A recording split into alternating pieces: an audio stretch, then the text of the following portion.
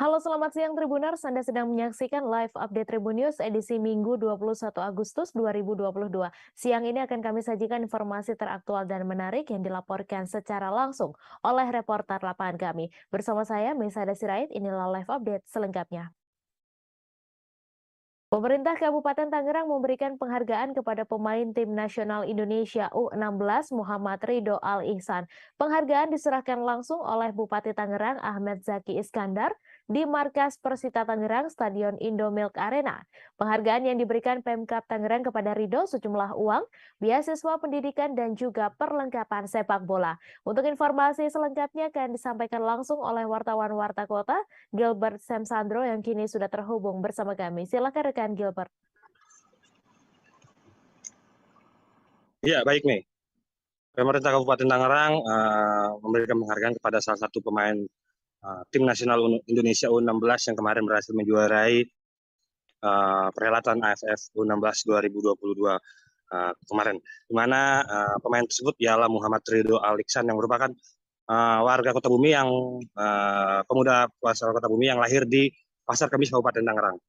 Atas keberhasilannya Ridho mengantarkan timnas Indonesia menjadi juara, pemerintah Kabupaten Tangerang pun melalui Bupati Tangerang Ahmed Zaki Iskandar memberikan penghargaan berupa sejumlah uang tunai, kemudian ada juga beasiswa untuk bersekolah, serta peralatan penunjang untuk Ridho dalam bermain sepak bola sendiri seperti sepatu, baju, dan lainnya.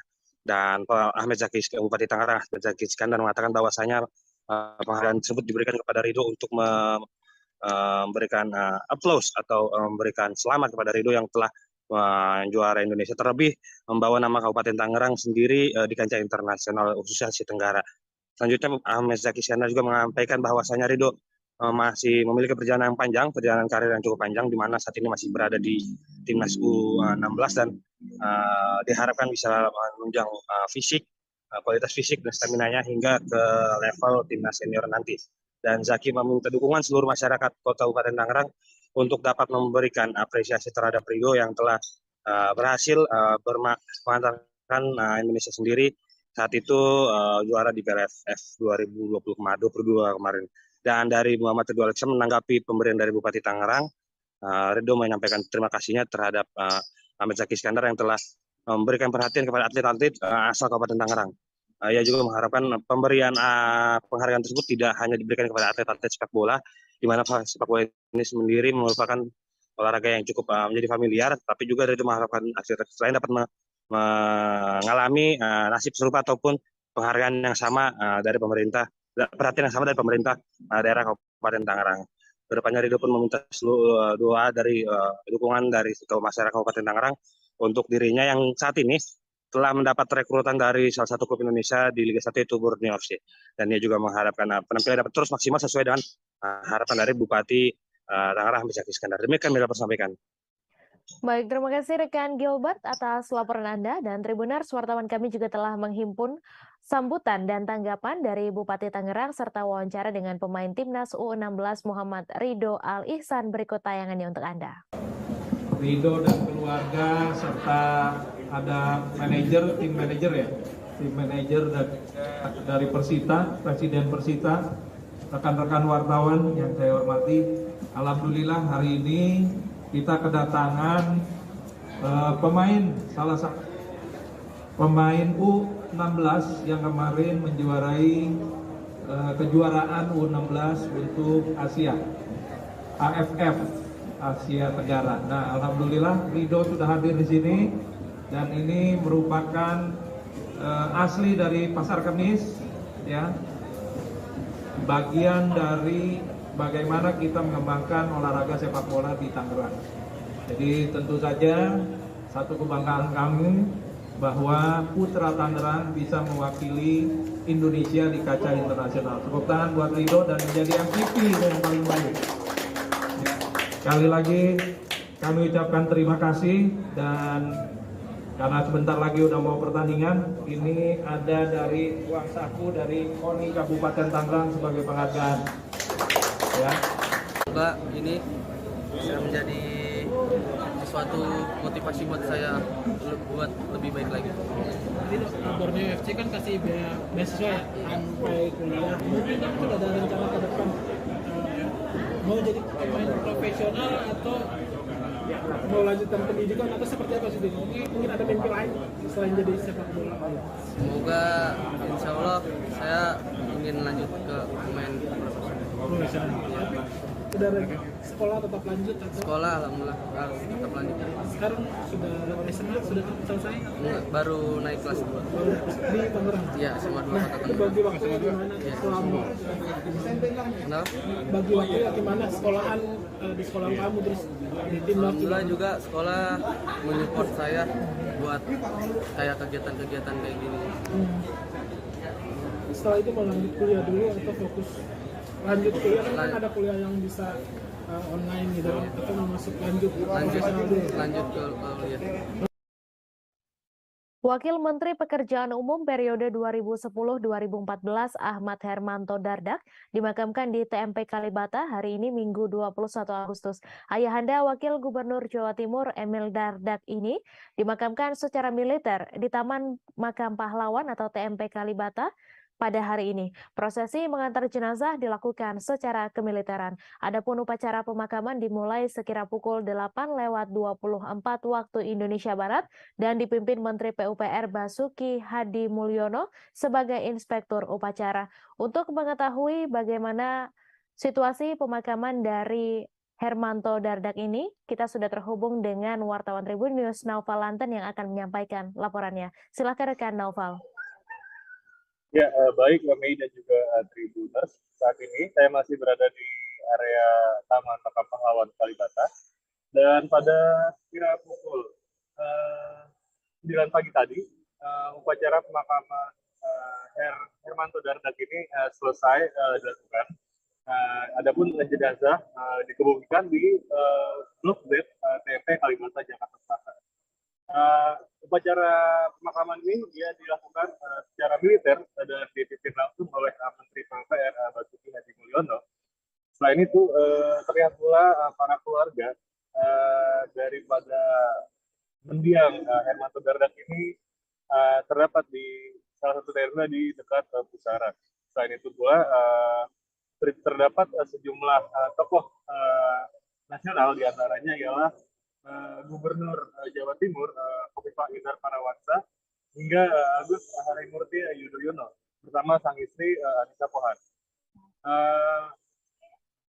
Khofifah menggunakan pakaian bernuansa hitam dengan kerudung berwarna oranye, sedangkan AHY menggunakan jas berwarna hitam dan Anissa Pohan menggunakan pakaian berwarna putih. Adapun jenazah juga iring-iringan tiba pada sekira pukul 8 pagi dan kemudian 5 menit setelah jenazah dibawa ke dekat Pusara. Sejumlah pasukan TNI kemudian juga menembakkan senapan ke arah udara sebanyak 1 kali seiring dengan dilakukannya jenazah atau di dalam Pusara pemakaman. Untuk diketahui, media juga Tribuners Wakil Menteri PUPR periode 2010-2014 Hermanto Dardak ini tutup usia pada usia 65 tahun setelah mengalami kecelakaan lalu lintas di jalan tol Pemalang Batang kilometer 341-400 pada Sabtu 8 Agustus kemarin sekira pukul 3:30. Kecelakaan terjadi saat mobil yang ditumpangi Hermanto Dardak menempuh perjalanan masuk dari gerbang tol Kalikangkung. Kecelakaan juga diduga akibat supir Innova mengantuk sehingga menabrak bagian truk yang ada di depannya. Dan demikian Mei dan juga Tribuners. Baik, terima kasih rekan Naufal atas laporan Anda. Selamat bertugas kembali. Ridwan Kamil melayat ke rumah duka Hermanto Dardak di Kompleks Bina Marga Duren Sawit, Jakarta Timur pada Sabtu 20 Agustus. Gubernur Jawa Barat itu tiba di rumah duka sekitar pukul 20:21 waktu Indonesia Barat. Kang Emil mengenakan kemeja biru dibalut jaket hitam lengkap dengan kopiah hitam. Ridwan Kamil mengenang ayah Emil Dardak sebagai pemikir yang luar biasa dalam bidang pekerjaan umum.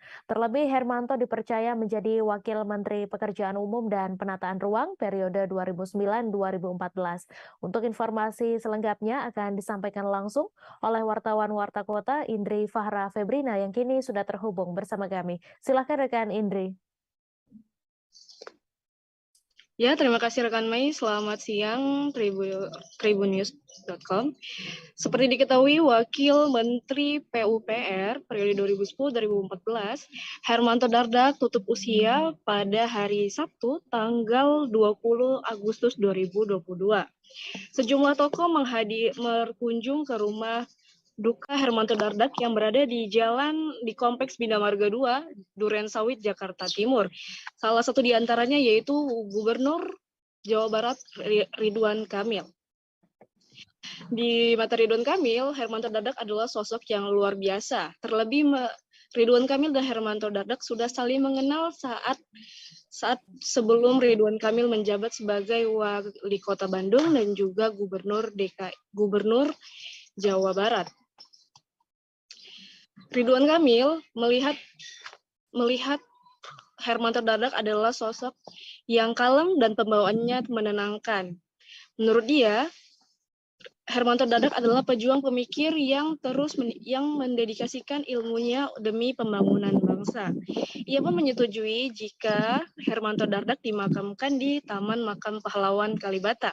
Menurutnya Hermanto Dardak adalah sosok pahlawan pembangunan Indonesia, sehingga selayaknya Hermanto Dardak dimakamkan di Taman Makam Pahlawan Kalibata. Akhir kata, Ridwan Kamil mengungkapkan bahwa pahlawan tidak hanya harus mengangkat senjata, melainkan juga mendedikasikan dirinya untuk pembangunan bangsa. Salah satunya Hermanto Dardak. Sekian yang dapat saya sampaikan. Terima kasih rekan Mei. Saya kembalikan ke rekan Mei. Baik, terima kasih rekan Indri atas laporan Anda, dan Tribuners, wartawan kami juga telah menghimpun wawancara dengan Gubernur Jawa Barat Ridwan Kamil. Berikut tayangannya untuk Anda. Atas nama pribadi, keluarga, dan masyarakat Jawa Barat, kami menghaturkan rasa duka cita yang mendalam ya, karena Pak Hermanto Dardak ini kan sosok luar biasa, kebetulan orang tua dari sahabat kami sama-sama Emil, kalau itu Mas Emil Dardak, saya Kang Emil. Tapi juga Pak Hermanto ini tokoh di ITB dulu, tempat kami sekolah ya, di sesama alumni. Profil beliau kan di puncak karirnya juga orang yang luar biasa, pengambil keputusan di bidang KPU-an, menjadi wakil menteri ya di zaman Pak SBY tadi. Jadi kami sangat kehilangan dan mendoakan keluarganya tadi diberi kekuatan, kesabaran. Saya ikut mensolatkan tadi, mendoakan juga, apalagi perasaan itu masih hadir ya untuk saya pribadi dan saling menguatkan. Kebetulan juga pujian kepada keluarga Mas Emil ini luar biasa. Sebelumnya kan adiknya juga berpulang ya, namanya Erwin juga. Jadi saya betul-betul ya, menguatkan tadi. Dan sudah selayaknya juga dimakamkan di Taman Makam Pahlawan. Karena bangsa yang besar adalah bangsa yang menghargai jasa pahlawan ya. Dan pahlawan itu definisinya tidak harus selalu perang gitu ya. Jasa-jasanya terukur dalam memajukan satu persatu kemajuan yang saya kira itu. Oh, catatannya Pak. Orang beliau ini saya kan sering ketemu ya zaman sebelum saya jadi wali kota gubernur, kalem lah ya, pembawaannya itu menenangkan, bisa gerasa gerusu sebagai pejuang pemikir kan gitu ya, dan itu yang menjadi teladan, dan anak-anak yang sukses juga itu menjadi inspirasi. Kebetulan kan bungsunya baru lulus cum laude juga kan, kebanggaan keluarga, jadi harus dicontoh ya anak-anak yang sukses. Oke. Satu unit bot kayu yang membawa rombongan pengantin wanita dari Siantar, Sumatera Utara, tujuan Desa Tampor Paloh, Kecamatan Simpang Jernih, Kabupaten Aceh Timur, dilaporkan terbalik dan tenggelam di aliran Sungai Simpang Jernih, tepatnya di kawasan Batu Katak pada Sabtu 20 Agustus siang. Untuk laporan selengkapnya akan disampaikan langsung oleh wartawan Serambi News, Seni Hendri, yang kini sudah terhubung bersama kami. Silakan rekan Seni.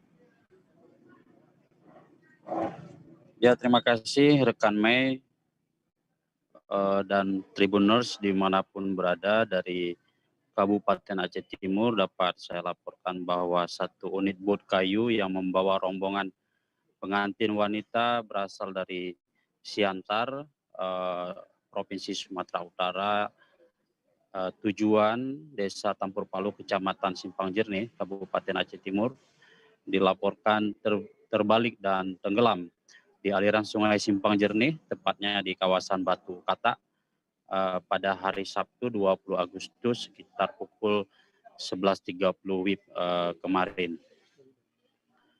Menurut keterangan dari Burhanuddin, salah satu masyarakat Simpang Jernih, dia mengatakan bahwa bot yang membawa rombongan pengantin itu berangkat dari dermaga Desa Batu Sumbang, Kecamatan Simpang Jernih, pada hari Sabtu kemarin sekitar pukul 11.30 WIB. Kemudian bot tersebut berangkat menuju Desa Tampur Palu, yaitu desa di bagian hulu sungai di Kecamatan Simpang Jernih.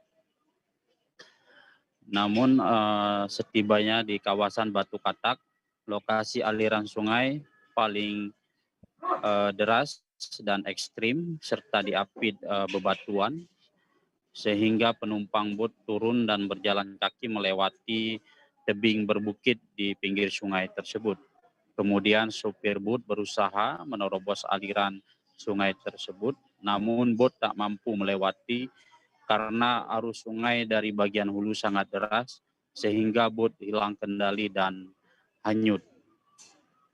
Video bot terbalik tersebut beredar dengan cepat melalui berbagai media sosial di Aceh Timur. Dalam video tersebut terlihat sopir berusaha melewati derasnya aliran sungai, namun gagal sehingga bot beserta barang bawaan di dalam bot tersebut ikut hanyut dan tenggelam. Namun tidak ada korban jiwa dalam kejadian ini karena sopir dan kernet bot berhasil menyelamatkan diri. Wahid, Kepala Desa Batu Sumbang, Kecamatan Simpang Jernih, mengatakan tak lama pasca kejadian, warga memperbaiki kembali bot yang hanyut tersebut dan kembali melanjutkan perjalanan membawa pengantin dan rombongan ke Desa Tampur Palu. Pasca kejadian ini, Kepala Desa Wahid berharap kepada pemerintah dan dinas terkait untuk membangun jalan penghubung antar desa di kecamatan di daerah pedalaman tersebut, agar kejadian serupa tidak terjadi lagi yang berisiko menimbulkan korban jiwa. Demikian rekan Mei dari Aceh Timur, Seni Henry melaporkan. Baik, terima kasih rekan Seni Henry atas laporan Anda. Selamat bertugas kembali. Kita beralih ke informasi selanjutnya, Tribuners. Harga telur ayam di beberapa lokasi di Kabupaten Empat Lawang, Sumatera Selatan, setelah sebelumnya terpantau turun, saat ini kembali mengalami kenaikan harga. Jika sebelumnya harga per karpet atau per 30 butir telur ayam di Kabupaten Empat Lawang Rp48.000 hingga Rp50.000, saat ini telah naik. Untuk informasi selengkapnya akan disampaikan langsung oleh wartawan Tribun Sumsel, Sahri, yang kini sudah terhubung bersama kami. Silakan rekan Sahri. Terima kasih rekan Mei dan juga pemirsa di sini. Untuk harga telur di Kabupaten Empat Lawang, pemirsa, terpantau naik setelah sebelumnya sempat turun. Berdasarkan pengecekan kami di beberapa kecamatan yang ada di Kabupaten Empat Lawang, jika sebelumnya telur itu sempat turun ke harga Rp48.000 hingga Rp50.000 per karpet ataupun per 30 butir, rata-rata untuk dari kemarin hingga hari ini harga telur di Kabupaten Empat Lawang per 30 butir atau per karpet kembali naik. Seperti di Kecamatan Tebing Tinggi saat ini harga telur per karpetnya itu ada di harga Rp54.000 jika sebelumnya Rp50.000. Tidak hanya di Kecamatan Tebing Tinggi, di kecamatan lainnya juga seperti di Kecamatan Muara Pinang dan Kecamatan Pendopo, harga telur itu mulai dari Rp53.000 hingga Rp55.000 per karpetnya, di mana sebelumnya masih terpantau Rp48.000 hingga Rp50.000. Berdasarkan hasil wawancara saya dengan beberapa pedagang, dikatakan memang kenaikan harga telur ini memang barang baru, stok baru begitu. Kalau untuk harga kemarin itu barang lama. Nah, tutur kami. Baik, terima kasih rekan Sahri atas laporan Anda. Selamat bertugas kembali. Kekosongan kursi pelatih Persis Solo sepeninggalan Jackson F. Tiago tidak berlangsung lama. Pasalnya manajemen Persis Solo telah memutuskan sosok pelatih sementara. Mereka mempromosikan Rasiman sebagai pelatih sementara Persis Solo. Artinya Eko Purjianto yang sebelumnya menjadi asisten pelatih Jackson tidak akan naik posisi. Untuk laporan selengkapnya akan disampaikan langsung oleh wartawan Tribun Solo, Adi Surya yang kini sudah terhubung bersama kami. Silahkan rekan Adi. Ya, baik rekan Mei, selamat siang untuk Tribuners sekalian. Saya Didra Samudra dari Tribun Solo akan melaporkan terkait sosok pengganti Jackson F. Tiago selepas mundur dari Persis Solo. Dan seperti yang diketahui, Jackson F. Tiago mengumumkan mundur dari kursi pelatih Persis Solo setelah membawa klub kebanggaan Wong Solo itu menang atas Bayangkara FC. Dan tidak perlu waktu lama bagi manajemen Persis Solo untuk menemukan sosok penggantinya. Dan itu sosok pengganti itu jatuh kepada Rasiman yang sebelumnya dia dipercaya untuk memoles Persis Youth. Dan dengan ini Rasiman pun mendapatkan kepercayaan dari manajemen Persis Solo untuk menukangi Persis beberapa laga ke depan. Dan salah satu laga yang telah menanti Rasiman adalah melawan mantan klubnya yakni Madura United yang akan diselenggarakan di Stadion Manahan pada Selasa 23 Agustus 2022 mendatang. Demikian yang saya laporkan, kembali ke rekan Mei. Baik, terima kasih rekan Adi Surya atas laporan Anda. Selamat bertugas kembali.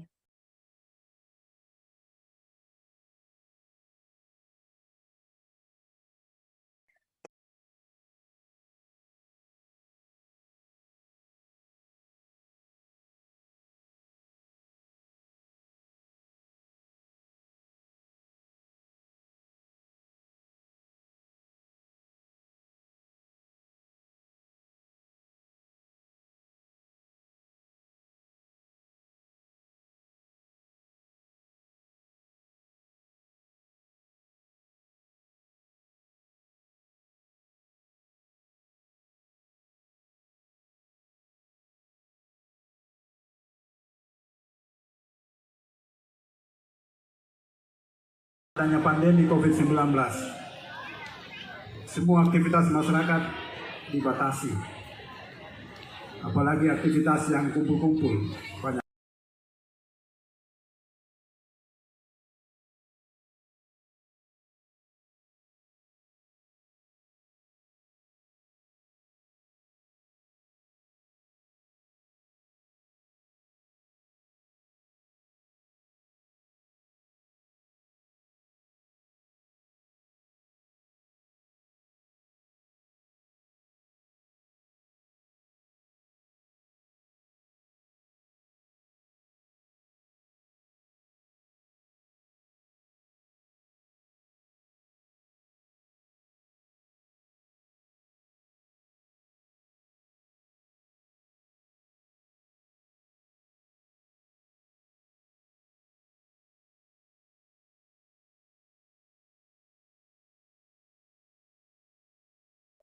Camat Lumbis Parsiangan, Lumbis turut memberikan perhatian pada pemilihan Duta Wisata Perbatasan tahun 2022.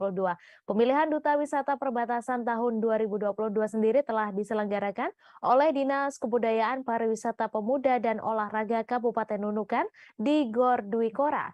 Dari 30 peserta, 20 diantaranya masuk sebagai finalis Duta Wisata Perbatasan 2022. Dari 20 finalis tersebut, 5 diantaranya merupakan peserta dari Lumbis Parsiangan. Untuk informasi selengkapnya akan disampaikan langsung oleh wartawan Tribun Kaltara, Febrianus Felis, yang kini sudah terhubung bersama kami. Silakan rekan Felis. Baik, Mei dan Tribuners, dapat saya laporkan bahwa mulai kemarin hingga malam tadi berlangsung kontes pemilihan Duta Wisata Perbatasan tahun 2022. Dan untuk kecamatan yang ikut sendiri ada dari Kecamatan Nunukan, Nunukan Selatan, dan juga Pulau Sebatik. Dan terakhir yang berada di ujung perbatasan yaitu dari Lumbis Parsiangan. Pemilihan Duta Wisata Perbatasan tahun 2022 ini setiap tahun diselenggarakan oleh Dinas Kebudayaan, Pariwisata, Pemuda dan Olahraga Kabupaten Nunukan, dan tahun ini dilaksanakan di Gor Dwi Kora dengan peserta ada sebanyak 30 orang, dan 20 diantaranya masuk finalis Duta Wisata Perbatasan tahun 2022. Dari 22 finalis tersebut, 5 diantaranya merupakan peserta dari Lumbis Pansiangan.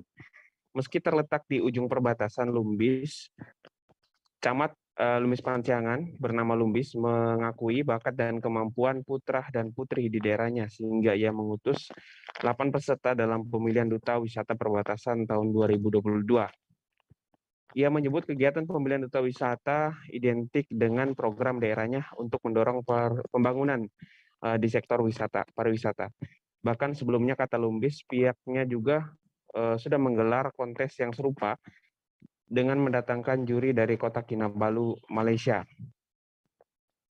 Ia menuturkan di Lumbis Pansiangan banyak potensi pariwisata yang perlu dipromosikan secara masif, seperti rafting, jet ski, hiking, dan border education. Dan di sana juga perlu diketahui ada bekas sengketa batas antar dua negara Indonesia-Malaysia, dan sekarang sudah selesai, dan itu yang kemudian akan didorong menjadi border education untuk paket wisata. Lumbis juga menyampaikan peserta pemilihan Duta Wisata dari Lumbis Pansiangan menampilkan batik khas daerah budaya seperti Agabak, dan dia berharap kepada pemerintah daerah agar mendorong motif batik daerah yang lainnya selain Lulanta Tibu yang kini dikenal di masyarakat Kaltara. Tanya itu, Lumbis juga berharap agar kontes pemilihan Duta Wisata ini tidak hanya berakhir jadi sang juara, melainkan harus ditindaklanjuti secara serius oleh dinas terkait, sehingga dapat mendorong pembangunan pariwisata di Kabupaten Nunukan sebagai industri perekonomian. Mengingat tahun-tahun sebelumnya, pasca pemilihan Duta Wisata, tidak ada tindak lanjut yang dilakukan oleh dinas terkait, sehingga Lumbis memberikan atensi kepada pemilihan Duta Wisata tahun ini agar ada tindak lanjut yang dilakukan oleh dinas terkait pasca adanya Duta Wisata Perbatasan tahun 2022. Demikian laporan sementara dari Nunukan, Kalimantan Utara. Felix kembali ke Medi Studio. Terima kasih rekan Felix atas laporan Anda, dan Tribuners, wartawan kami juga telah menghimpun wawancara dengan Camat Lumbis Pansiangan. Berikut tayangannya untuk Anda. Itu tanyanya ke sana, tapi kalau khusus Lumbis Pansiangan, kalau Lumbis Pansiangan tugas dia adalah selain sebagai utusan-utusan untuk menghadiri baik di provinsi, kabupaten, tapi mereka untuk kami di Lumbis Pansiangan memiliki fungsi pokok, yaitu membantu pemerintah kecamatan, membantu pemerintah desa untuk mempromosikan wisata yang ada di Lumbis Pansiangan kepada khalayak banyak. Tentunya yang menjadi target pangsa pasar kami adalah Sabah, karena kita dengan Sabah sangat dekat sekali. Pak, support apa yang diinginkan dari pemerintah daerah ketika salah satu dari peserta Lumbis terpilih menjadi Duta Wisata yang diinginkan? Oh ya, kita berharap bukan saja dari Lumbis Pansiangan misalnya, kita berharap siapapun yang terpilih dalam kontes ini betul-betul ditindaklanjuti. Jangan sampai habis show, habis passion begini selesai, tapi betul-betul kita tindak lanjuti pada level yang paling tinggi. Misalnya pemerintah provinsi melakukan juga kegiatan yang sama, sehingga kita betul-betul mendorong pembangunan pariwisata di Kalimantan Utara dan Kabupaten Nunukan sebagai salah satu industri perekonomian untuk memutar ekonomi masyarakat. Saya pikir begitu.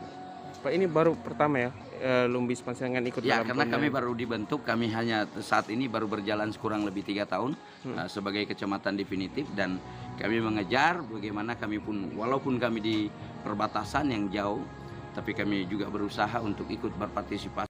Penjabat Wali Kota Jayapura, Frans PK, resmi membuka Irian Creative Week di pusat kota Jayapura, Taman Imbi, dan menyampaikan komitmennya untuk memberikan ruang ekspresi bagi pelaku seni dan ekonomi kreatif. Dalam sambutannya, ia mengatakan pasca pandemi COVID-19 ini, banyak warga kota Jayapura, khususnya seniman dan pelaku UMKM, yang merindukan suasana berkumpul bersama. Untuk itu, Irian Creative Week hadir. Ia juga menyebutkan secara khusus orang Papua sejak lama telah memiliki minat atau maupun kegemaran dalam bidang seni budaya dan olahraga. Untuk informasi selengkapnya akan disampaikan langsung oleh wartawan Tribun Papua, Aldi Bimantara, yang kini sudah terhubung bersama kami. Silakan rekan Aldi. Baik Mei dan juga Tribuners, gelaran Irian Creative Week selama 2 hari yakni sejak Jumat 19 Agustus hingga Sabtu 20 Agustus 2022 telah usai diadakan dan sebelumnya dibuka secara langsung oleh penjabat wali kota Jayapura Frans PK di titik 0 km Taman Imbi, Kota Jayapura dengan ditandai pekikan gitar dari orang nomor 1 di Kota Jayapura itu. Mei dan juga Tribuners dapat Anda simak di layar visual Anda saat ini, Irian Creative Week sukses digelar dengan melibatkan puluhan UMKM lokal, pelaku usaha dan ekonomi kreatif termasuk para seniman Papua serta berbagai lomba yang diadakan. Mei dan juga Tribuners dalam gelaran Irian Creative Week 2022 diadakannya Car Free Night, penampilan artis lokal, seni pertunjukan, pameran kuliner, kria, fashion, dan diskusi jalanan. Turut diadakan pula reggae band festival, pesta rakyat, mural, dan graffiti. Tak ketinggalan Irian Fashion Week dan juga olahraga rekreasi masyarakat hingga healing wisata sejarah dan kota. Mei dan juga Tribuners dalam sambutannya pejabat wali kota Jayapura Frans PK menyampaikan komitmennya untuk memberikan ruang ekspresi bagi pelaku seni dan ekonomi kreatif ataupun ekraf di bumi Port Mumbai. Ia juga mengatakan bahwa pasca pandemi COVID-19 ini, Mei dan juga Tribuners, banyak warga kota Jayapura khususnya seniman dan pelaku UMKM yang merindukan suasana berkumpul bersama. Untuk itu Irian Creative Week hadir di pusat kota Jayapura. Dalam kesempatan yang sama, Kepala Dinas Pariwisata Kota Jayapura, Matias Benunimano mengatakan, Irian Creative Week 2022 digiatkan dalam rangka Hari Ulang Tahun ke-77 Republik Indonesia. Ia juga menyampaikan kepada kami, para awak media, bahwa Irian Creative Week merupakan konsep dan ide kreatif yang berasal dari pejabat wali kota Jayapura Frans PK, dan beliau menginginkan ada berbagai lomba di dalamnya. Mei dan juga Tribuners, Matias mengatakan nama Irian Creative Week diangkat karena event ini dilaksanakan di Jalan Irian Taman Imbi dan sebagai momentum untuk membangkitkan kembali dunia kreatif pasca pandemi COVID-19. Dan kedepannya, Jalan Irian dan Taman Imbi akan dijadikan Creative Space Center yang dipersembahkan untuk ruang kreatif anak muda untuk menunjukkan bakat dan skillnya dalam bidang seni dan budaya di Kota Jayapura, Papua. Demikian laporan singkat saya terkait dengan event Irian Creative Week 2022 di Taman Imbi, Kota Jayapura, Papua. Dari Bumi Cendrawasih, Aldi Bimantara, Tribun Papua melaporkan. Kembali ke Mei di studio. Baik, terima kasih rekan Aldi Bimantara dari Tribun Papua atas laporan Anda. Dan Tribuners, wartawan kami juga telah menghimpun wawancara dengan penjabat wali kota Jayapura.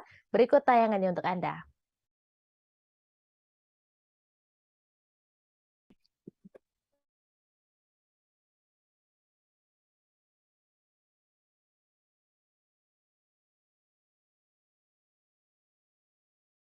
Adanya pandemi COVID-19,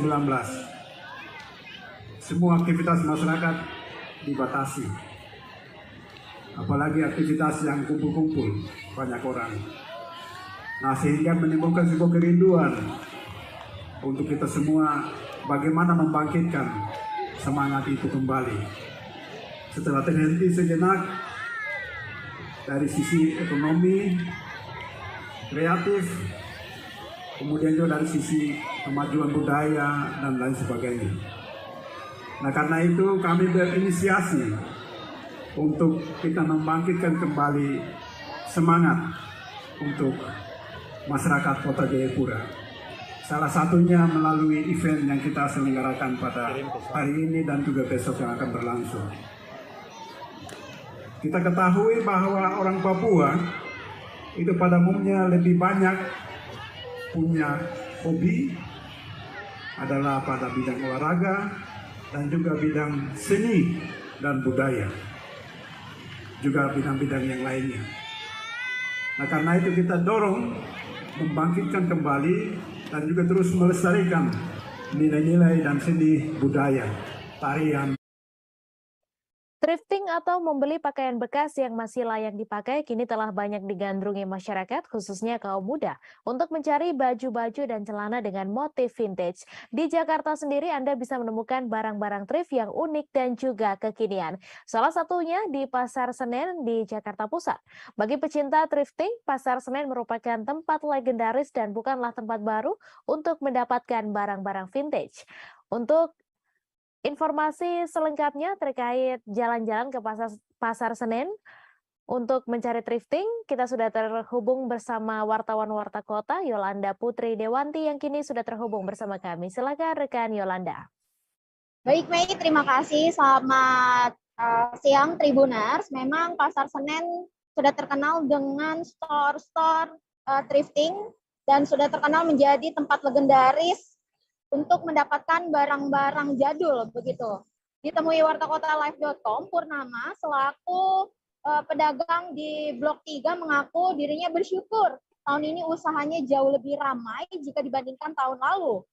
Pria asal Tasikmalaya ini juga sebelumnya dia membuka store thrifting mulai dari tahun 2019 atau saat pandemi COVID-19. Dia mengaku tertarik dengan usaha thrifting, yang dimana ia dapat menjual 100.000 dapat mendapatkan 3 buah jenis celana jeans dengan ukuran apa saja. Lalu ia pun membeli produk thrifting ini bermula dari kawasan Bandung, Jawa Barat. Lalu di Jakarta ada salah satu distributornya dan ia pun membeli barang tersebut di Jakarta, di pusat, salah satu pusat di kawasan Jakarta Pusat begitu. Mei. Selain itu, selain harga 100.000 mendapatkan 3 buah celana jeans, ia juga terkadang membandrol barang-barang obral mulai dari 10.000 saja. Jadi bagi Tribuners yang memang ingin mencari barang-barang jadul ataupun barang-barang bekas yang masih layak untuk dipakai, bisa langsung datang ke Pasar Senen untuk melakukan thrifting. Thrifting ini tak hanya ada celana jeans saja, namun begitu banyak jenisnya. Ada baju, ada blazer, ada topi, dan sebagainya. Begitu, Mei. Baik, terima kasih rekan Yolanda atas laporan Anda, dan Tribuners, wartawan kami juga telah menghimpun wawancara dengan salah seorang pedagang. Berikut tayangannya untuk Anda. Sekitar 2 tahunan. Sekitar 2 tahun lalu? 2 tahunan, sekitar 2 tahunan lah. Itu tuh setelah pandemi apa pas sebelum pandemi dagangnya? Pas pandemi awal tuh, mulai pandemi. Mulai pandemi. Kenapa Bang akhirnya kepikiran buat jualan thrifting? Kalau untuk kerja di dunia pakaian itu satu ilmu, kalau untuk saya pribadi ilmunya itu ilmu dagangnya dulu, berpikir kalau untuk berpikir panjang untuk jual untuk berjual beli itu gitu nggak monoton, nggak di sini aja, bisa di mana-mana. Yang penting satu ilmunya, yang kedua baru berpikir kita modalnya gimana gitu. Sebelumnya Bang dagang apa kerja? Kalau sebelumnya saya kerja pernah dagang di apa namanya tuh? Oh, dagang kios kayak gitu, kios rokok. Terus kalau ini akhirnya ngumpulin modal, terus memberanikan diri. Sama teman biasa gitu. Saling bantu gitu ya. Tidak banyak yang tahu bahwa di Jalan Selorojo, Kelurahan Lowokwaru, Kecamatan Lowokwaru, Kota Malang, berdiri sebuah monumen perjuangan. Bahkan kisah perjuangan yang menjadi alasan didirikannya monumen itu nyaris dilupakan, bahkan bisa dibilang tidak dikenal sama sekali. Monumen itu berada di Jalan Selorojo, Kecamatan Lowokwaru, dan terletak persis di pinggir rumah warga. Bentuknya sangat sederhana dengan 4 tiang bendera merah putih berdiri di samping kiri dan kanan monumen tersebut. Untuk informasi selengkapnya akan disampaikan langsung oleh wartawan Tribun Jatim, Kukuh Kurniawan, yang kini sudah terhubung bersama kami. Silakan rekan Kukuh. Iya, rekan Mei, bisa saya jelaskan. Menurut pemerhati sejarah Kota Malang, Agung Buwana mengatakan bahwa 2 pejuang itu alasan didirikannya 2 monumen tersebut karena untuk menghormati jasa dari 2 pejuang yang bernama Warsito dan Samino, dan dua pejuang ini merupakan anggota dari pasukan O atau biasa dikenal sekarang sebagai pasukan Umbaran Angkatan Laut Republik Indonesia, atau yang sekarang dikenal sebagai Korps Marinir TNI Angkatan Laut. Jadi kejadiannya menurut Agung Buwana, kejadiannya itu bermula setelah tanggal 19 Januari tahun 1948. Saat itu 2 pejuang tersebut bersama rekan-rekannya berjalan dari ke arah Jalan Lejen Sutoyo, Kota Malang, dan di kawasan wilayah Lowokwaru tersebut mereka ini berpapasan dengan pasukan Belanda dari arah depan, dan 2 pejuang dan rekan-rekannya ini langsung kontak tembak dengan pasukan Belanda tersebut. Pasukan Belanda yang beberapa pasukan Belanda yang tertembak oleh pasukan Indonesia ini pun sendiri langsung membalas tembakan dari pejuang tersebut dan langsung memukul mundur para pejuang itu. Dan karena jumlah senjatanya lebih lengkap dan lebih memadai, akhirnya pasukan Belanda ini pun mengejar pejuang Belanda dan pejuang Indonesia, dan pejuang Indonesia itu pun kabur ke berbagai arah. Dan dua orang ini dan dua pejuang ini kenal dengan lingkungan sekitar di wilayah tersebut. Namun karena pasukan Belanda lebih banyak jumlahnya dan akhirnya bisa melakukan pengepungan di wilayah tersebut dan menangkap dua pejuang, yaitu Warsito dan Samino tersebut. Dua pejuang Warsito dan Samino ini sendiri tertangkap di Jalan Sidoarjo, Kota Malang. Dan pada awalnya pasukan Belanda tidak tahu kalau dua pejuang itu terlibat kontak tembak atau tidak. Namun saat dilakukan penggeledahan, ternyata ditemukan dua pucuk pistol yang masih tercium bau mesiunya. Langsung pasukan Belanda langsung mengetahui bahwa dua pejuang tersebut sempat melakukan kontak tembak dengan pasukan Belanda. Dan akhirnya pasukan Belanda pun langsung mengeksekusi mati dua pejuang tersebut di lokasi tertangkapnya itu. Dan untuk mengenang jasa dari kedua pejuang tersebut, maka didirikanlah monumen tersebut. Namun menurut Agung Buwana tidak tahu catatan sejarah tentang dimakamkannya dari pejuang tersebut. Dan hingga saat ini pihak sejarawan Kota Malang masih berusaha mencari di mana letak dari makam kedua pejuang tersebut. Itu rekan Mei. Baik, terima kasih rekan Kukuh atas laporan Anda. Selamat bertugas kembali. Kita beralih ke informasi selanjutnya, Tribuners. Festival Merah Putih digagas oleh masyarakat di Lorong 8, Kecamatan Madidir dan Karang Taruna, Kelurahan Madidir Ure, dan Madidir Weru, Kecamatan Madidir, Kota Bitung pada Sabtu 21 Agustus. Menampilkan berbagai kegiatan mulai dari kuliner dari UMKM, lomba tradisional, serta teater performance, zumba, musik performance, pesta rakyat, dan lainnya. Festival Merah Putih dibuka oleh Wakil Wali Kota Bitung, Hengki Honandar, ditandai dengan eksibisi tenis meja atau pingpong antara Wakil Wali Kota melawan Direktur Perumda Bangun Bitung, Rizal M. Lumombo. Untuk informasi selengkapnya akan disampaikan langsung oleh wartawan Tribun Manado, Christian Wayongkere, yang kini sudah terhubung bersama kami. Silakan rekan Christian. Baik, terima kasih. Selamat siang Tribuners dan rekan Mei. Dapat kami laporkan terkait dengan pelaksanaan Festival Merah Putih yang berlangsung di Lorong 8. Tepatnya ada dua bersama dengan Karang Taruna Kelurahan Madidir.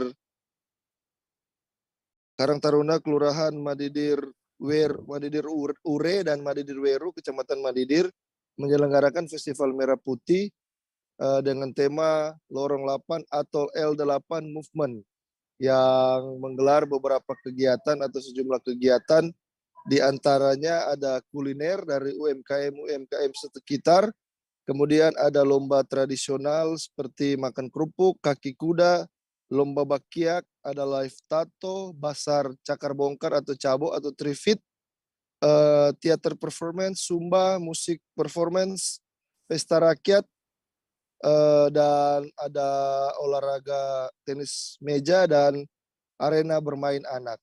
Dan menariknya dari sekian banyak kegiatan yang digelar pada Festival Merah Putih Lorong 8 di Kota Bitung, Provinsi Sulawesi Utara, ada aksi drummer cilik yang berusia 10 tahun.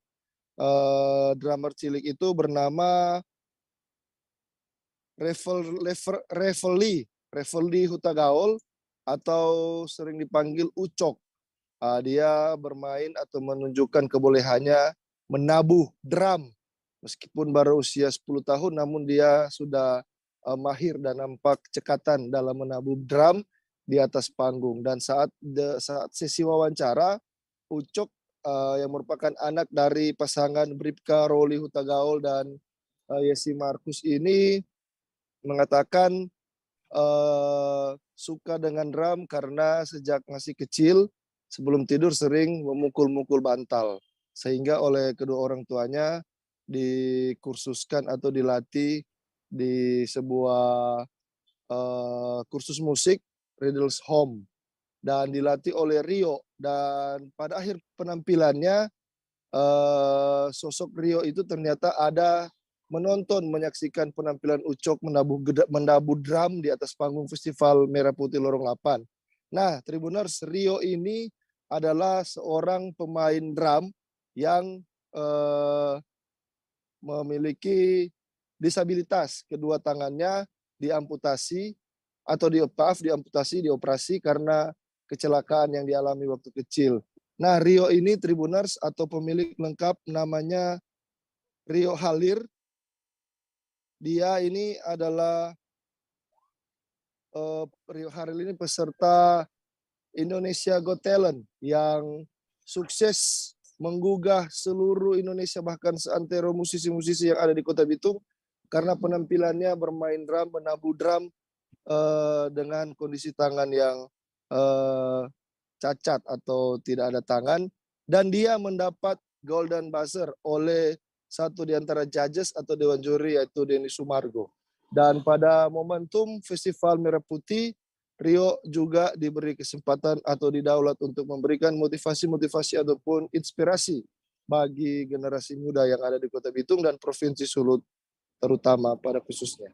Demikian rekan Mei dan Tribuners, laporan dari Kota Bitung. Selamat siang. Baik, terima kasih rekan Christian atas laporan Anda, dan Tribuners, wartawan kami juga telah menghimpun wawancara dengan Revel Hutagao serta pelatihnya. Berikut tayangannya untuk Anda. Teman-teman semua, terutama yang pemuda-pemuda atau yang mungkin masih mau cari jati diri, menyuruh orang berkarya sama-sama, orang kasih ini Bitung, kasih lebih terkenal sampai di seluruh dunia nih Bitung. Pokoknya mau sama-sama berkarya. Amin. Mari sama-sama berkarya, luar biasa. Terima kasih untuk Rio dan Revel.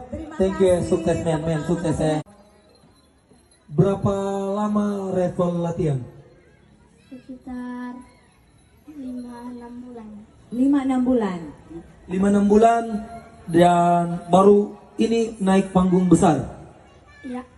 Oke, tepuk tangannya Festival Merah Putih. Terima kasih untuk Festival Merah Putih akhirnya memberikan panggung untuk anak-anak muda berkreasi. Ini betul-betul masih anak-anak. Anak muda. Nah, 6 bulan itu Revel latihan di mana dan bagaimana di kesulitan? Ya, siapa yang latih? Kak Rio. Kak Rio. Gedung kesenian. Latihan di gedung kesenian. Oh, berarti ini Revel dengan Riddle Som ya? Dengan Riddle Som. Tapi Kak Riddle mungkin masih di Jakarta dengan Kak Rio. Rio ada balik, tapi kayaknya dia semifinal di bulan Oktober kalau tidak salah. Oke. Nah, setelah 2 tahun warga tidak dapat memperingati Hari Kemerdekaan dengan berbagai event, akhirnya kali ini warga Kecamatan Sako, Palembang menggelar berbagai perlombaan. Salah satunya adalah perlombaan parade sepeda hias. Lomba ini disambut hangat oleh warga, dilihat dari antusias warga yang turut serta memeriahkan event ini. Terdaftar sebanyak 367 warga yang turut serta memeriahkan parade sepeda hias ini. Untuk informasi selengkapnya akan disampaikan langsung oleh wartawan Tribun Sumsel, Anissa, yang kini sudah terhubung bersama kami. Silakan rekan Anissa. Iya, baik Mei. Jadi selama 2 tahun di Palembang banyak sekali daerah yang tidak dapat mengadakan event-event untuk memperingati Hari Kemerdekaan. Namun saat ini salah satunya di Kecamatan Sako yang ada di Kota Palembang dapat mengadakan berbagai lomba. Nah, salah satu lombanya itu yaitu lomba hias parade sepeda hias. Bisa dilihat di layar banyak sekali sepeda-sepeda yang dihias oleh para peserta bertemakan bendera merah putih. Hiasannya itu bervariasi, dimulai dari rumbai-rumbai berwarna merah putih, balon, dan bahkan ada salah satu sepeda yang dibuat dengan salah satu gambar Garuda Pancasila di depan sepedanya. Nah, untuk parade kali ini juga diketahui sebelumnya bahwa terdapat 367 peserta, baik dari itu anak-anak, perempuan, dan laki-laki. Jadi semua kalangan masyarakat mengikuti perlombaan ini. Kemudian tidak hanya itu, untuk perlombaan ini peserta juga menjalani rute parade itu sepanjang 3 km saja karena memang seperti yang dikatakan oleh Camat Sako bahwa yang dilihat itu seberapa unik sepeda yang telah masyarakat hias. Kemudian dikarenakan banyak ibu-ibu dan untuk para parade ini hanya berjalan santai saja, jadi dipilih rute yang tidak terlalu panjang agar semua masyarakat dapat menikmati dengan santai perlombaan ini. Kemudian tidak hanya itu saja, bagi para pemenang dari lomba parade sepeda hias ini, pemenang mendapatkan uang dan sertifikat yang langsung diberikan oleh Pak Camat. Ya, sekian Mei. Baik, terima kasih rekan Anissa atas laporan Anda. Selamat bertugas kembali. Kita beralih ke informasi selanjutnya Tribuners. Jika Anda tertarik dengan sejarah seputar perjuangan kemerdekaan Republik Indonesia, maka Museum Juang 45 adalah salah satu tempat yang wajib dikunjungi. Museum yang berlokasi di dalam Gedung Juang 45 Jalan Menteng Raya, Kecamatan Menteng, Jakarta Pusat ini memiliki banyak catatan sejarah perjuangan menjelang kemerdekaan Republik Indonesia. Seorang pemandu wisata Museum Juang 45 bernama Muslim membenarkan bahwa museum ini merupakan salah satu gedung yang cukup bersejarah. Untuk informasi selengkapnya terkait sejarah Museum Juang 45 ini, kita sudah terhubung dengan wartawan Warta Kota Leonardus Wical yang akan menyampaikan laporannya. Silakan rekan Leo. Baik, terima kasih rekan Mei. Museum Juang 45 adalah salah satu tempat yang wajib dikunjungi apabila Tribuners tertarik dengan sejarah seputar perjuangan kemerdekaan Republik Indonesia. Museum yang berlokasi di dalam Gedung Juang 45, Jalan Menteng Raya 31, Kecamatan Menteng, Jakarta Pusat ini banyak menyimpan catatan sejarah perjuangan jalan kemerdekaan Republik Indonesia. Seorang pemandu wisata Museum Juang 45, Muslim, membenarkan bahwa Museum Juang 45 merupakan salah satu gedung yang cukup bersejarah. Gedung di Museum Juang 45 ini sendiri dibangun oleh Belanda, namun pada saat itu dipakai oleh pemuda-pemudi Indonesia untuk melakukan pergerakan persiapan kemerdekaan Indonesia. Muslim menceritakan untuk sejarah Museum Juang 45 sendiri dahulu merupakan milik seorang warga keturunan Arab, dan kawasan Menteng pada tahun 1926 masih termasuk kota Batavia, di mana perdagangan berkembang dan maju sangat pesat. Banyak para pejabat tinggi baik dari Eropa dan pribumi datang ke kota Batavia pada saat pemerintahan masih dipegang oleh Hindia Belanda. Artinya, pemerintah Hindia Belanda mencari tanah untuk dijadikan tempat pemukiman orang-orang Belanda yang ada di kota Batavia. Kemudian dipilihlah kawasan Menteng tersebut. Muslim mengatakan bahwa kawasan Menteng pada saat itu masih berupa hutan, namun hutan yang cukup asri. Karena kawasan Menteng masih dimiliki oleh orang Arab dan orang-orang Belanda, ada rencana untuk membangun sebuah pemukiman, maka dibelilah kawasan Menteng oleh orang-orang Belanda dari tangan orang Arab. Pada tahun 1930, kawasan Menteng dibeli oleh pemerintahan Hindia Belanda, kemudian dibangun untuk dijadikan perumahan elit oleh orang-orang Belanda di kota Batavia.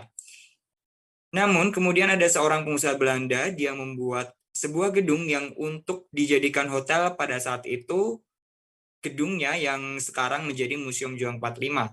Muslim menceritakan ketika pertama kali dibangun untuk dijadikan hotel, namanya adalah Hotel Skumper.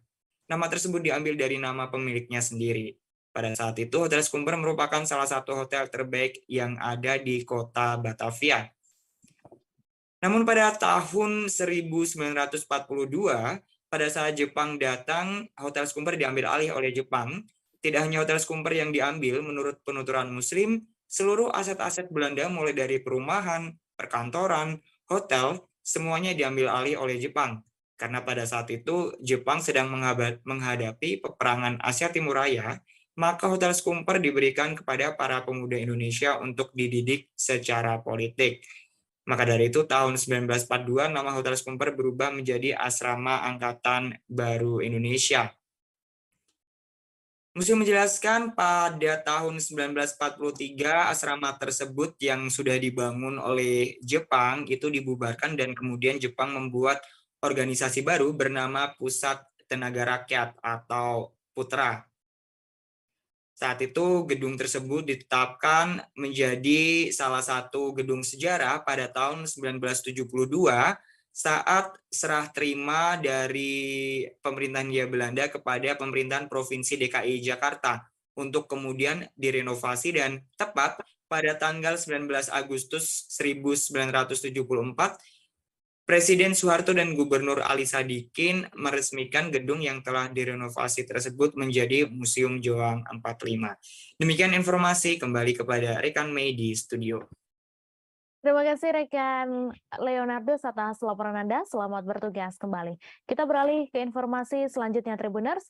Di wilayah Lonjong Ngampin, Ambarawa, Kabupaten Semarang, terdapat makanan tradisional khas daerah setempat bernama serabi ngampin. Menurut warga setempat, serabi yang benar-benar asli dan tradisional sejak zaman nenek moyang dulu adalah sajian serabi tanpa kuah. Mereka kembali melestarikan dan menyelenggarakan acara untuk memperkenalkan kembali kue tradisional tersebut beberapa waktu lalu. Untuk informasi selengkapnya akan disampaikan langsung oleh wartawan Tribun Jateng, Reza Gustaf, yang kini sudah terhubung bersama kami. Silakan rekan Reza. Ya, terima kasih rekan Mei.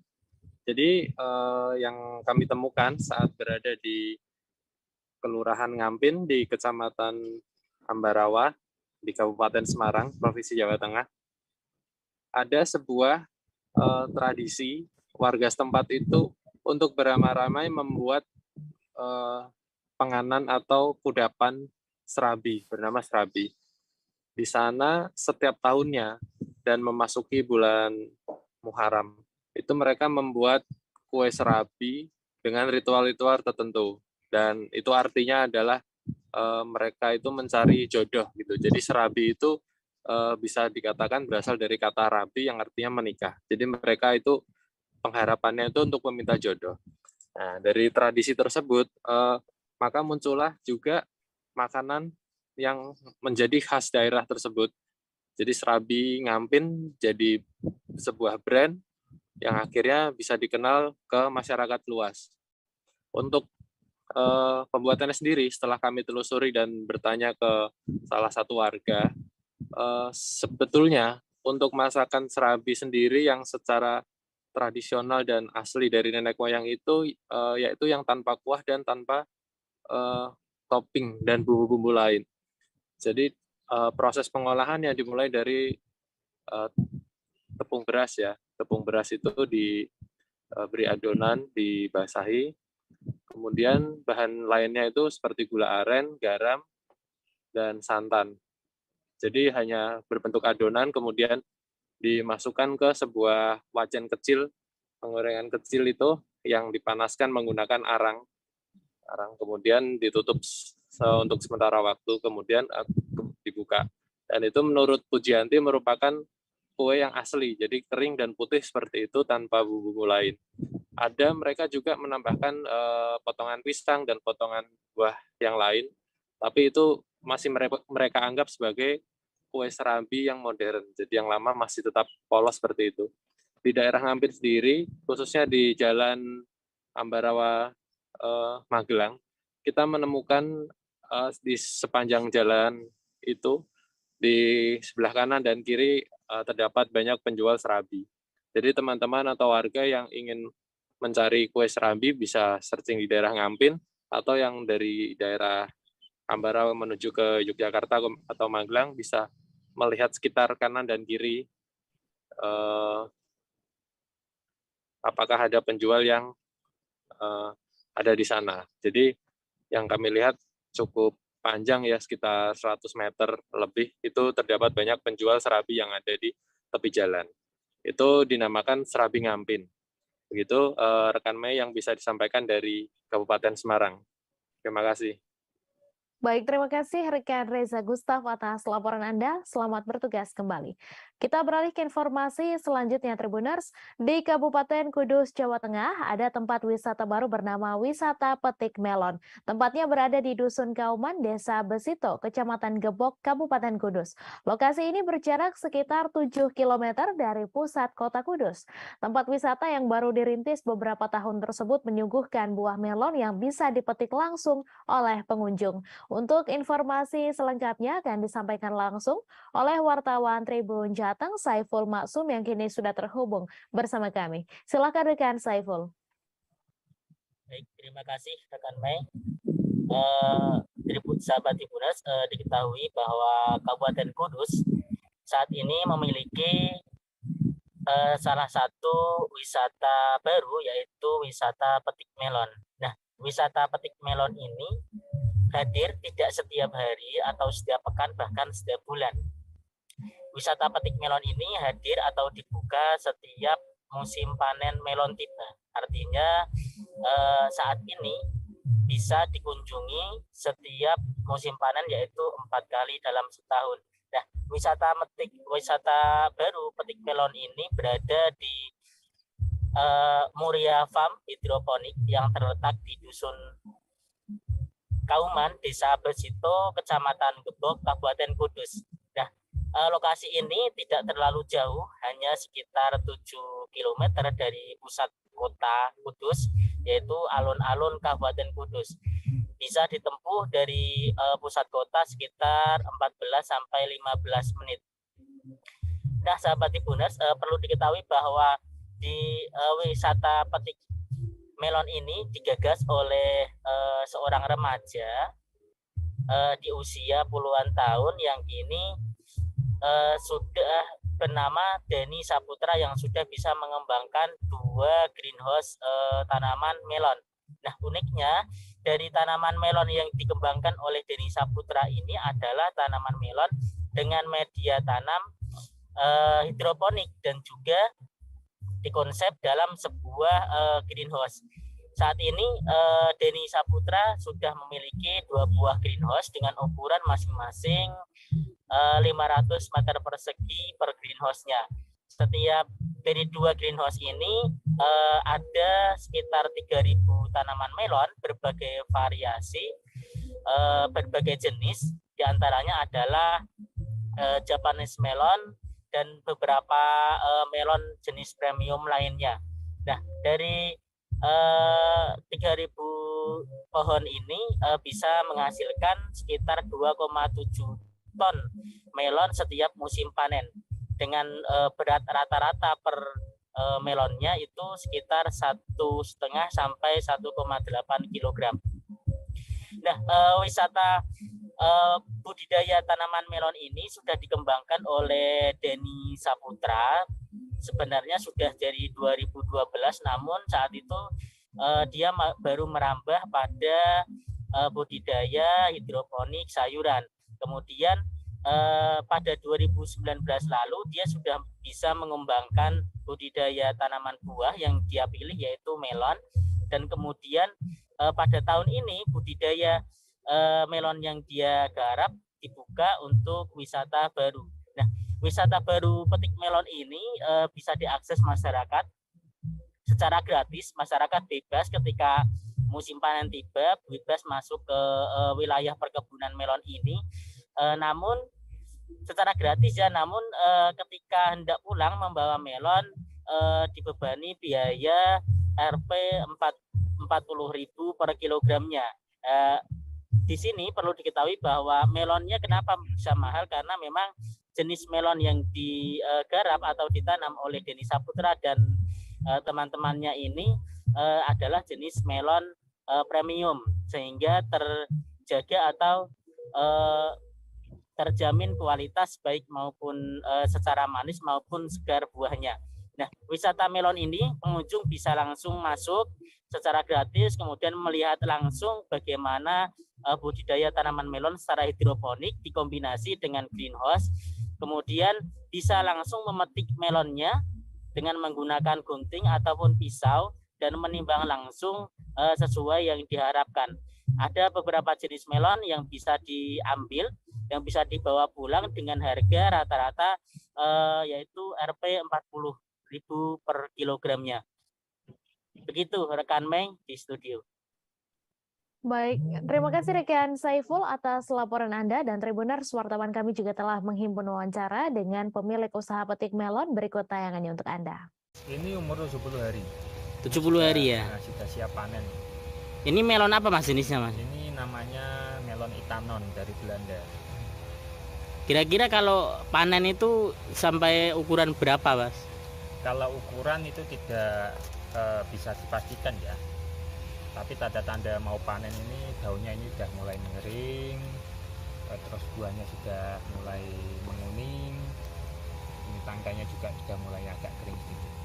Biasanya berapa kilo Mas satu bijinya ini? Satu biji rata-rata 1,8 kilo. Per kilonya kalau petik langsung? Harganya 1 kilo 40.000. Salah satu tempat liburan yang biasa dikunjungi masyarakat di kota Jambi adalah X Arena MTQ. Lokasi tempat wisata ini di Jalan Pintu 4 Lorong Swadaya, kota Jambi. Lokasinya dekat dengan Bandara Sultan Taha Jambi dan Kebun Binatang Taman Rimbo Jambi. Pada kawasan ini terdapat deretan anjungan rumah adat dari kabupaten atau kota di Provinsi Jambi, mulai dari anjungan rumah adat Kerinci, Kota Jambi, Batanghari, Bungo, Merangin, dan Tanjung Jabung Barat. Untuk informasi selengkapnya akan disampaikan langsung oleh wartawan Tribun Jambi, Fitri Amalia yang kini sudah terhubung bersama kami. Silakan rekan Fitri. Terima kasih rekan Mei. Dan seperti yang sudah dijelaskan oleh rekan Mei, di tempat X Arena MTQ terdapat deretan anjungan rumah adat dari kabupaten kota di Provinsi Jambi, dan Tribun Jambi berkesempatan melihat isi dalam salah satu anjungan rumah adat, yakni anjungan rumah adat Batanghari.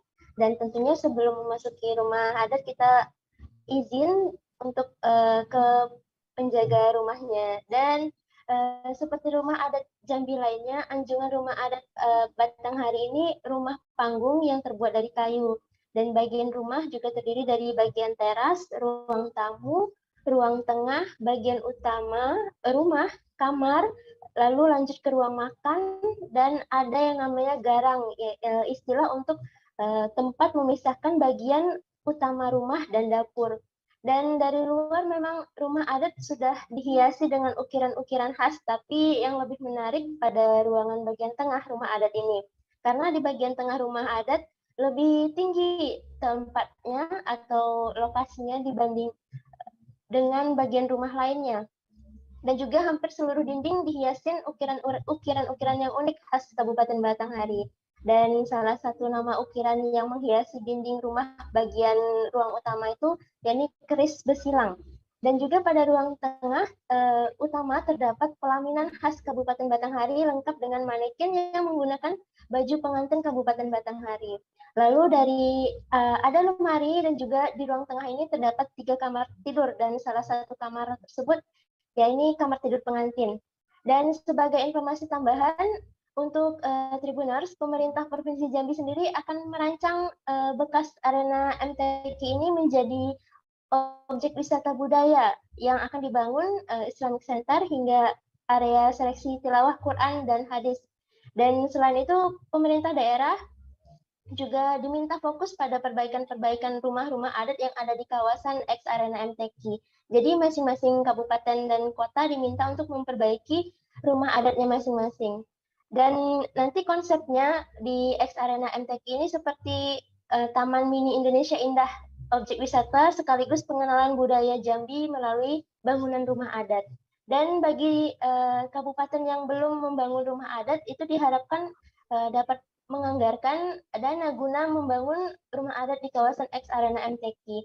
Dan juga ada 5 kabupaten yang belum membangun rumah adat di kawasan tersebut, yakni Kabupaten Muaro Jambi, Sarolangun, Tebo, dan Tanjung Jabung Timur, dan juga Sungai Penuh. Begitu rekan Mei.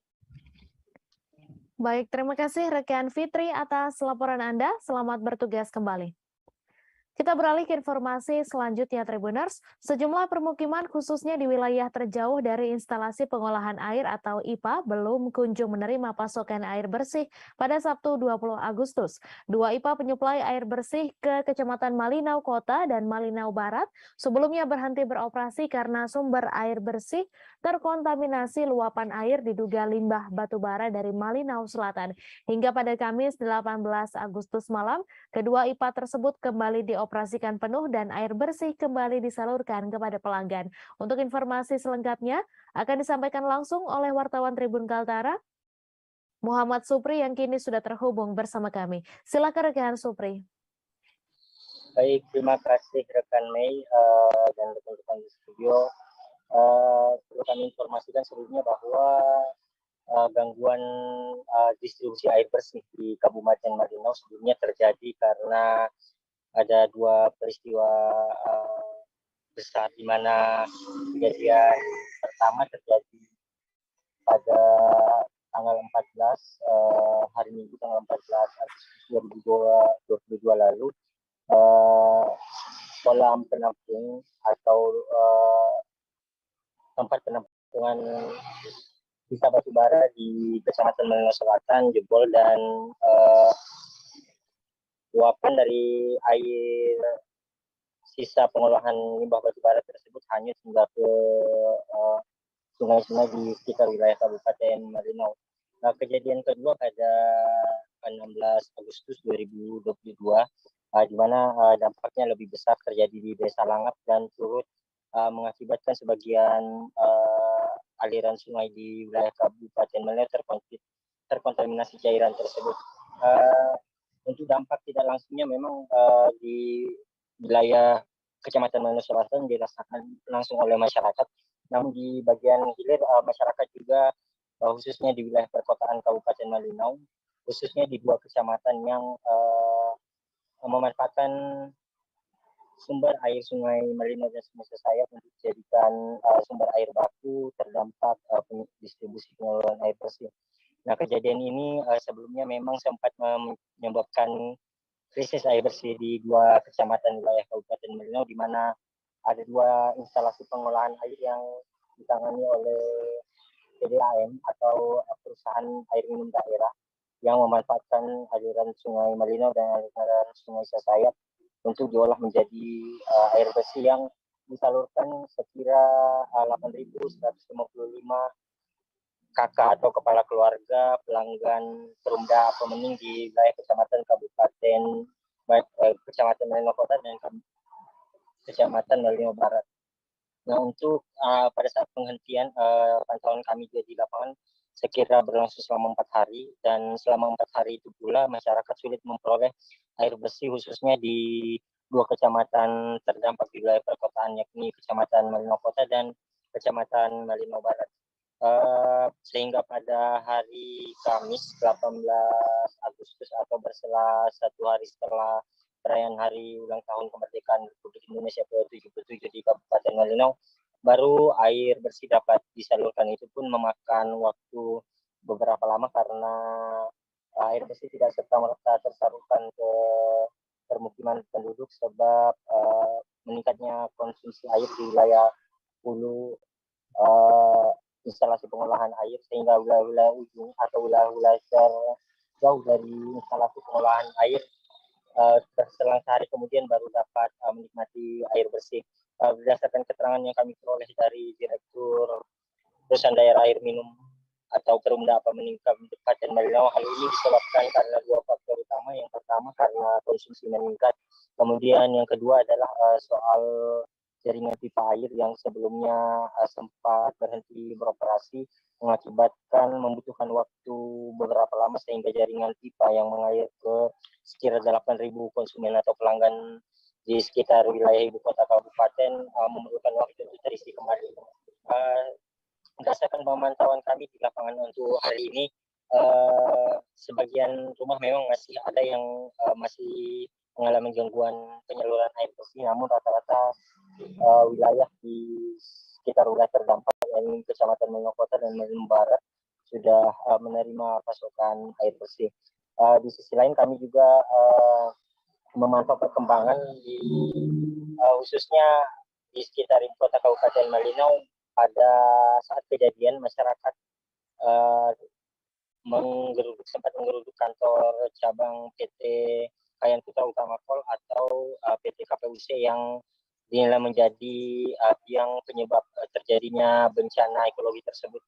Hingga saat ini pemerintah daerah Kabupaten Malinau termasuk dari pihak perusahaan masih menginventarisir jumlah kerugian yang timbul, khususnya dampak langsung dan dampak tidak langsung yang dialami seperti terputusnya perbekalan air bersih selama 4 hari di wilayah Kabupaten Malinau. Hingga saat ini dampak langsung yang diterima berdasarkan hasil pendataan tim gabungan yang dibentuk bersama OPD dan pihak perusahaan mendata untuk kejadian kedua di Desa Langap, Kecamatan Malino Selatan, sekira ada 5 kakak terdampak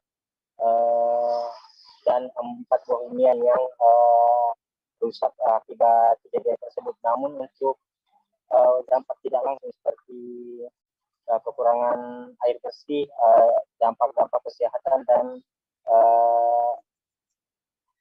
hilangnya mata pencaharian khususnya bagi nelayan di wilayah Kabupaten Malino, khususnya yang beroperasi di sekitar aliran Sungai Sesayap dan Sungai Malino, berjumlah ribuan orang atau belasan ribu orang. Sampai saat ini masih akan dilakukan pendataan untuk menginventarisir data pasti berapa masyarakat yang terdampak langsung akibat peristiwa tersebut. Demikian rekan Mei. Terima kasih Rikan Supri atas laporan Anda, dan Tribuners, wartawan kami juga telah menghimpun wawancara dengan Bupati Malino. Berikut tayangannya untuk Anda. Kewajiban untuk mendistribusi air yang layak bagi pelanggannya sendiri, karena memang memiliki tanggung jawab ya, yang tidak mudah. Ya. Oleh sebab itu, apa yang terjadi beberapa hari ini, sehingga distribusi air ke pelanggan atau konsumen tidak bisa dilakukan karena kondisi akibat sumber air bakunya yang tidak bisa dikelola oleh PDAM. Nah, hari ini saya bersama dengan Bapak Kapolres, Bapak Dandim, dan Pak Wakil dan Direktur Perumda untuk memastikan ya, bahwa sumber air bakunya ya, yang didistribusi kepada warga itu telah ya, dapat difungsionalkan, dapat disalurkan dengan baik. Dan itu tadi jam 4 ya, jam 4 dan ya jam 4 di sana jam 5 ya, untuk kota jam 4, jam 5 ya, memang masih membutuhkan beberapa jam sehingga air ini bisa sampai ke titik terjauh ya, tapi mungkin dia mulai dari yang terdekat ya, distribusi airnya sehingga bisa. Kepala Pusat Kajian Keamanan Nasional Universitas Bhayangkara Hermawan Sulistyo menyebut mantan staf dan penasehat ahli Kapolri Fahmi Alamsyah punya peran vital dalam kasus tewasnya Brigadir C. Menurut Hermawan Sulistyo, Fahmi Alamsyah adalah operator yang menyusun skenario setelah penembakan Brigadir C. Lalu ia menyusun bersama Verdi Sambo bahwa kasus ini adalah tembak-menembak. Hermawan yang akrab disapa dengan nama Kiki membeberkan peran penting Fahmi yang kini telah mundur dari jabatan staf dan penasehat ahli Kapolri bidang komunikasi publik. Tak hanya merancang skenario pasca penembakan, menurut Kiki, Fahmi Alamsyah rupanya juga membagikan uang bagi para pihak yang terlibat. Dalam sebuah wawancara, Fahmi Alamsyah disebut-sebut memiliki 2 peranan penting dalam kasus pembunuhan Brigadir J. Peranan pertama, Fahmi Alamsyah menurut Hermawan adalah pihak yang membagi-bagikan uang dalam pusaran kasus pembunuhan yang diotaki Verdi Sambo. Hermawan Sulistyo juga menyampaikan Fahmi Alamsyah dalam eksistensinya bukan hanya dikenal sebagai staf dan penasehat ahli Kapolri. Lebih dari itu, Hermawan Sulistyo mengatakan Fahmi Alamsyah bahkan dikenal kerap membagi-bagikan uang. Dikonfirmasi apakah uang yang dibagi-bagikan Fahmi Alamsyah berasal dari Irjen Verdi Sambo, Hermawan mengaku tidak tahu dari mana asal-usul uang yang dibagikan oleh Fahmi Alamsyah ke sejumlah pihak. Peranan kedua Fahmi Alamsyah adalah menyusun skenario pembunuhan Brigadir C, seolah-olah terjadi adu tembak karena adanya pelecehan seksual terhadap Putri Chandrawati. Hermawan Sulistyo mengatakan Fahmi Alamsyah ditekan untuk mundur dari jabatan staf dan penasehat ahli Kapolri. Bukan hanya itu, Hermawan mengungkapkan soal polemik aliran dana tersebut juga membuat Kapolri Jenderal Listio Sigit Prabowo menjadi tertantang. Sebagaimana diketahui, seusai menembak mati Brigadir J di rumah dinasnya pada 8 Juli lalu, Verdi Sambo langsung menelpon sahabat baiknya. Bersama sahabatnya itu, Verdi Sambo kemudian menyusun sebuah skenario untuk menutupi kejahatannya membunuh Brigadir J.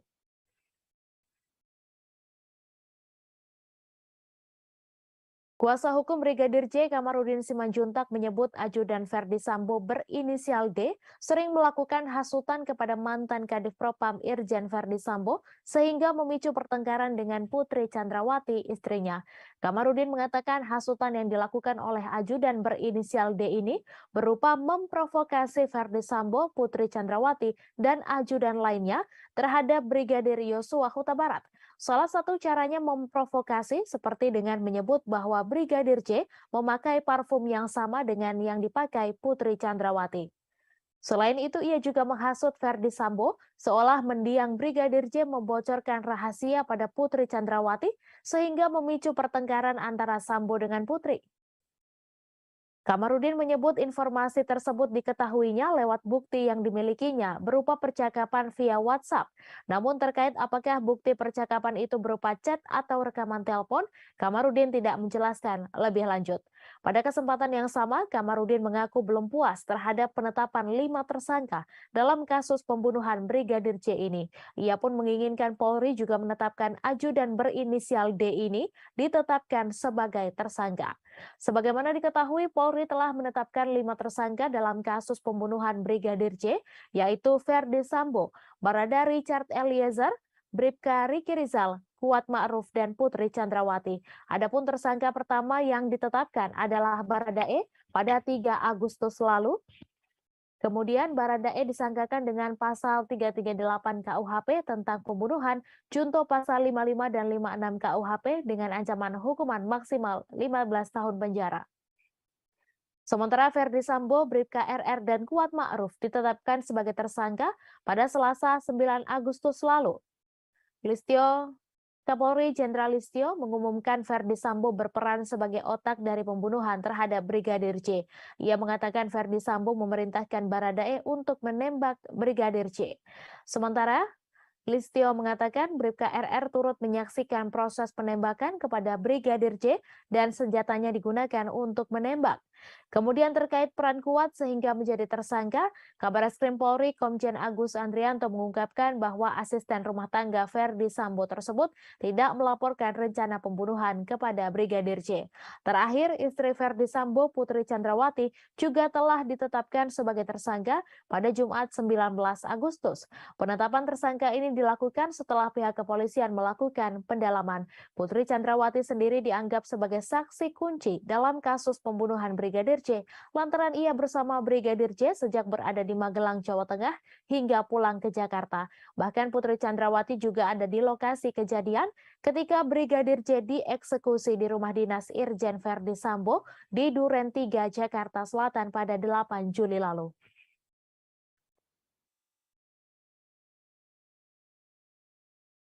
Informasi tadi sekaligus menutup perjumpaan kita dalam live update hari ini. Jangan lupa saksikan informasi terbaru lainnya hanya di kanal YouTube Tribun Network. Terima kasih atas kebersamaan Anda. Saya Meisa Desirait beserta kru yang bertugas pamit undur diri dan sampai jumpa.